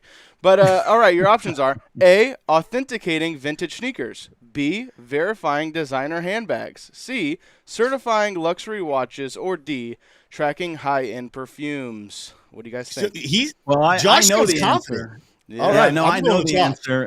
The answer is Mr. Wonderful has built back in the winter. He built an app or blockchain. He utilized a blockchain for certifying luxury watches, and so I'm going to have to go with C as a fact. And I'm going to follow you into that trade. I'm going to go Charlie. I'm rocking with Josh on this one. He sounds so confident. We're going C here, Smay. All right, and that's wonderful. Drum roll, drum roll. And the answer is A. Ooh. So here's the thing. No. I'm sure what you're saying, Josh, is absolutely true. But this elf is very, narrowly minded. He only sees certain things, and so for the elf, he knew of this particular application. So yeah, I'm sure that is absolutely true. That certifying luxury watches is one of the correct answers, but in this case, it was not. But thank you for participating. Back to you guys. Now, real quickly, I just want to make sure before we leave this wouldn't be the first time the elf got some details wrong. We've had several factoids of the day that were finished with some questioning. But Josh, thank you so much for being here on the show, and absolutely cannot wait to have you back on again. If you guys enjoyed the conversation, it's going to continue because I'm going to be going on Josh's channel, Stocks with Josh, right now on YouTube. Is that in the description, or did we not get that in there today? It will be in there in just a second. Well, let me share this. I want to throw this. Vacheron Constantine certifies all of its watches with a digital certification of authenticity using blockchain technoloology. So foul on the play, Smay. You got to get that elf in line because he's getting some factoids wrong. Yeah, it should have been multiple. There should have been a multiple choice. A and C would have helped us. All right, guys. With that said, that is going to wrap out today's show. Thank you so much for being here. Again, thank you to our sponsor, Blofin. Whether you're bullish or bearish, if you want to trade these markets, go check out in the description the link for Blofin and start trading today. There's ways to long, there's ways to short. Go bet on it right now with Blofin. I will see you guys tomorrow here on the channel again at 3 p.m. Eastern Standard Time. With that said, love you guys. See you tomorrow. Adios.